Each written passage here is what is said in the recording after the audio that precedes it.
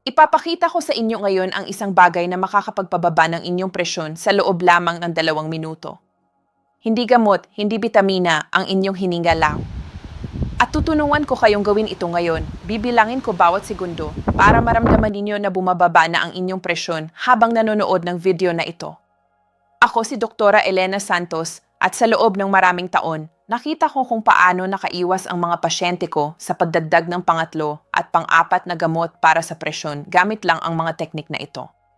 Nakita ko ang systolic pressure na bumaba ng 15 hanggang 20 puntos sa loob lamang ng ilang minuto.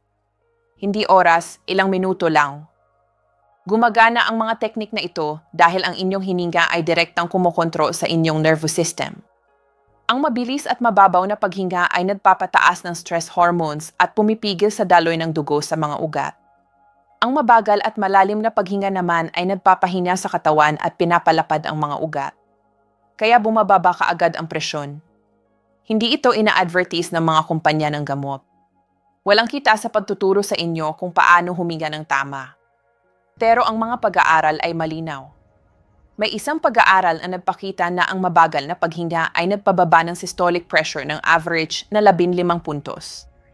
Ito ay katumbas ng pagdagdag ng isa pang gamot para sa presyon. Pero libre ito, walang side effects at kayo lang ang kumokontrol nito. Sa katapusan ng video na ito, nakapag-practice na kayo ng 3 teknik kasama ko. Alam na ninyo kung kailan gamitin ang bawat isa at mayroon na kayong tuon na gagana kahit saan, kahit kailan tumaas ang inyong presyon. Magsimula tayo sa unang teknik. Ang unang teknik ay ang 4-7-8 breathing. Ito ay isa sa pinakamakapangyarihang relaxation technique na available. Huminga kayo sa ilong ng 4 na bilang. Pigilan ang hininga ng 7 bilang. Huminga palabas sa bibig ng 8 bilang. Ang mahabang pag-exhala ay nag-activate ng inyong parasympathetic nervous system. Ito ang sistema ng pahinga at pagdidihest. Sinasabihan nito ang inyong mga ugat na lumuwang.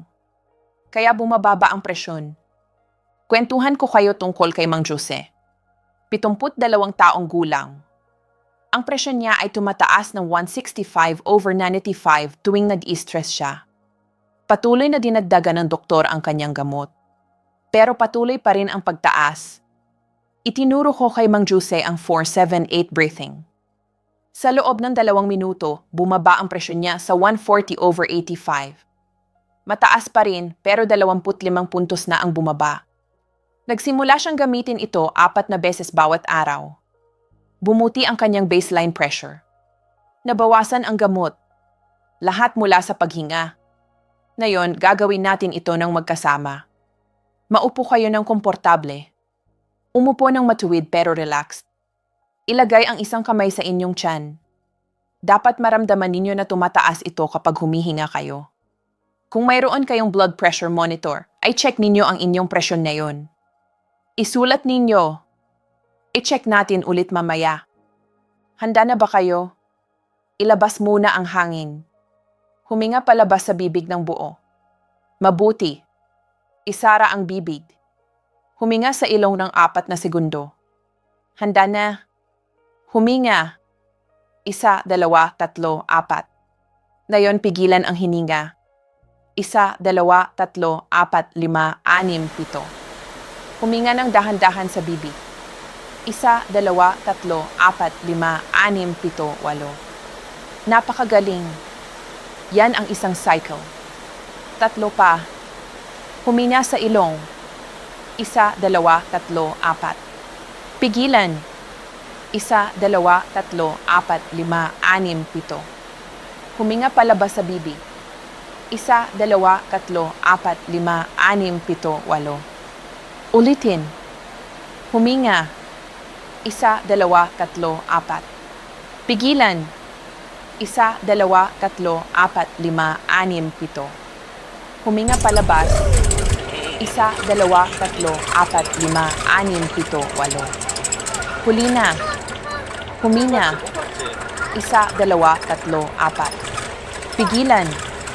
1, 2, 3, 4, 5, 6, 7. Huminga ng dahan-dahan. 1, 2, 3, 4, 5, 6, 7, 8. Perfecto. Pansinin kung ano ang nararamdaman ninyo. Mas mabagal na ang tibok ng puso, relaxed ang mga balikat. Kung nag-check kayo ng presyon kanina, ay check ninyo ulit ngayon. Maraming tao ang nakakakita ng 5 hanggang 10 puntos na pagbaba pagkatapos ng 4 na cycle. Gawin ito 4 na beses bawat araw. Umaga, tanghali, gabi bago matulog. 2 minuto bawat isa. Tinuturuan nito ang inyong nervous system na manatiling kalmado. Ang pangalawang technique ay ang resonant breathing. Mas simple pa. Huminga ng 5 segundo, palabas ng 5 segundo. Walang pigil, tuloy-tuloy lang, steady na paghinga ng 6 na beses bawat minuto. Ito ang pinaka-optimal na rate para magpababa ng blood pressure at balansihin ang inyong autonomic nervous system. Kwentuhan ko kayo tungkol kay Aling Maring. 76 na taong gulang. May white coat syndrome. Tuwing bumibisita sa doktor, tumatagos ang presyon niya ng 170/100 dahil sa kaba. Sa bahay, normal lang. Itinuro ko sa kanya ang resonant breathing para sa waiting room. 5 minuto bago ang appointment niya, bumaba ang presyon sa doktor ng 135/82. Hindi makapaniwala ang doktor. Gumagana ito dahil ang 6 na hininga bawat minuto ay lumilikha ng cardiovascular resonance. Ang inyong heart rate variability ay sumasabay sa paghinga. Bumababa ang blood pressure. Nag-i-stabilize ang heart rate. Bumababa ang stress hormones. Pwede ninyong gawin ito kahit saan. Sa kotse, sa waiting room, habang nanonood ng walang makakaalam na ginagawa ninyo ito. Mag-practice tayo. Kamay sa tiyan. 5 papasok, 5 palabas. Smooth at steady. Huwag pilitin. Natural na hininga lang sa mas mabagal na pace. Handa na? Huminga. 1, 2, 3, 4, 5. Huminga palabas. 1, 2, 3, 4, 5. Papasok. 1, 2, 3, 4, 5. Palabas. 1, 2, 3, 4, 5. Sa ilong papasok. 1, 2, 3, 4, 5. Sa ilong palabas. 1, 2, 3, 4, 5. Ipagpatuloy. Papasok. 1, 2, 3, 4, 5. Palabas. 1, 2, 3, 4, 5. Papasok. 1, 2, 3, 4, 5. Palabas. 1, 2, 3, 4, 5. Papasok. 1, 2, 3, 4, 5. Palabas. 1, 2, 3, 4, 5. Papasok. 1, 2, 3, 4, 5. Palabas. 1, 2, 3, 4, 5. Isa pa. Papasok. 1, 2, 3, 4, 5. Palabas. 1, 2, 3, 4, 5. Napakagaling. Ramdam ba ninyo ang kapayapaan? Bumababa na ang inyong presyon ngayon. Para sa maximum benefit, mag-practice ng 5 hanggang 10 minuto 2 beses bawat araw, umaga at gabi. Mag-set ng phone timer o gumamit ng breathing app. Ang consistency ang susi. Kapag mas nag-practice kayo, mas nagiging natural na kalmado ang inyong nervous system. Ang pangatlong technique ay ang alternate nostril breathing. Pinakamakapangyarihan para sa emergency kapag biglang tumaas ang presyon at kailangan ninyo ng agarang lunas. Tinatawag itong nadishodhana sa yoga.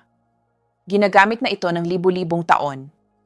Ang modernong research ay nagpapakita na nagpapababa ito ng presyon mas mabilis kaysa sa unang 2 teknik.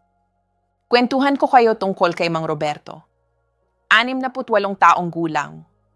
Tumatagos ang presyon niya sa gabi ng 180/105. Nagpapanik siya kaya lumalala pa.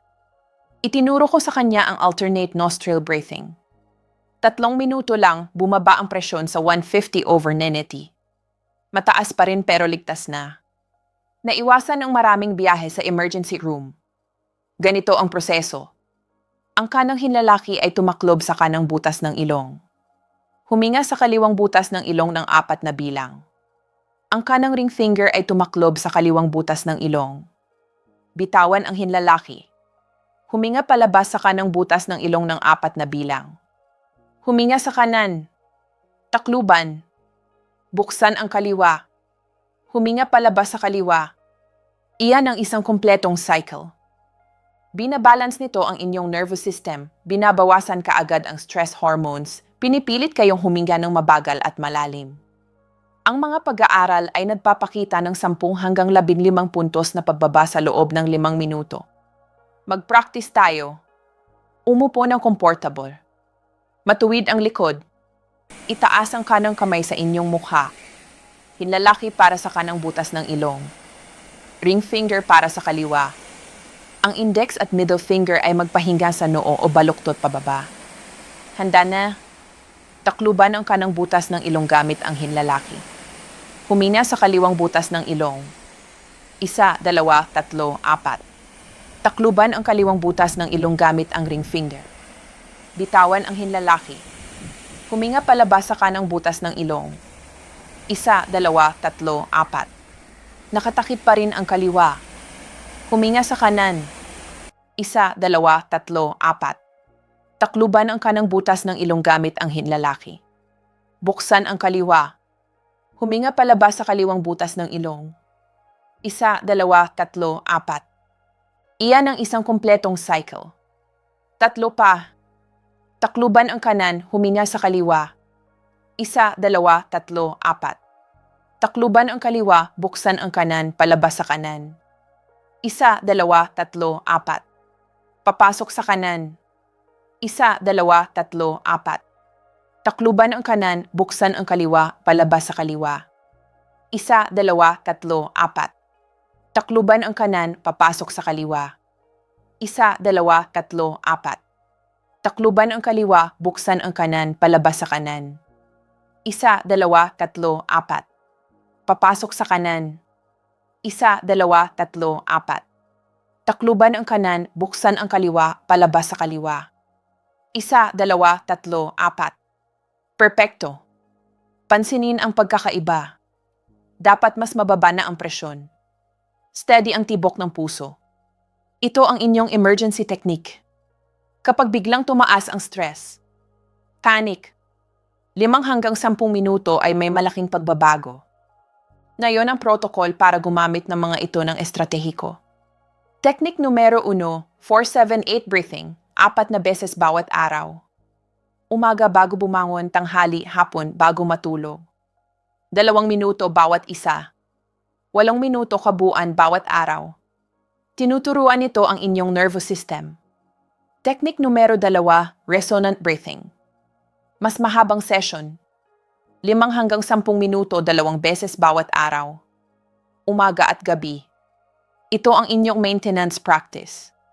Pinananatiling balance ang cardiovascular system. Binabawasan ang baseline stress sa loob ng ilang linggo. Malaki ang pagbaba ng average pressure. Technique numero 3, alternate nostril para sa emergency. Kapag tumatagos ang presyon, stress, anxiety, mabilis na tibok ng puso. Ito ang inyong rescue technique. 5 minuto ay babalik kayo sa normal. Kwentuhan ko kayo tungkol kay Aling Susan. Pinagsama niya ang 73 taong gulang. Average na presyon ay 155/92 sa 2 gamot. Gusto ng doktor magdagdag ng pangatlo. Humingi si Aling Susan ng 3 buwan para subukan ang breathing techniques. Ginawa niya ang 4-7-8 4 na beses bawat araw. Resonant breathing 10 minuto bawat gabi. Alternate nostril kapag stressed. 3 buwan mamaya, average na presyon ay 132/78. Pareho pa rin ang 2 gamot.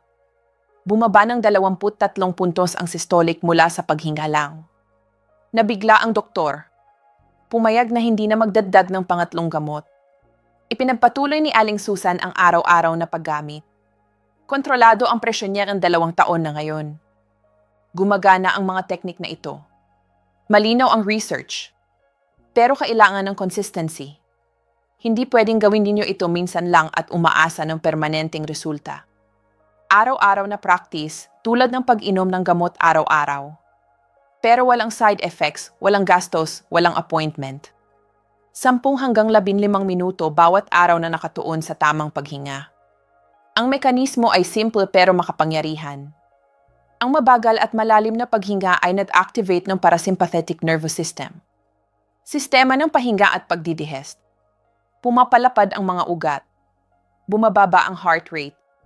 Bumababa ang cortisol at adrenaline. Direktang bumababa ang presyon. Sa patuloy na practice, ito na ang magiging inyong baseline. Ang nervous system ay nag-reset sa mas kalmadong estado. Ito ang inyong action plan. Unang hakbang ay check ang presyon na yon. Isulat. Baseline. Pangalawang hakbang, piliin kung aling teknik ang sisimulan. Bago sa breathing exercises. Magsimula sa teknik numero 2, resonant breathing. Pinaka-simple. Kailangan ng agarang lunas. Gamitin ang teknik numero 3, alternate nostril. Pangatlong hakbang, mag-practice ng 5 minuto ngayon. Mag-set ng timer. Tumuon ng buo sa hininga. Pang-apat na hakbang ay check ang presyon pagkatapos ng 5 minuto.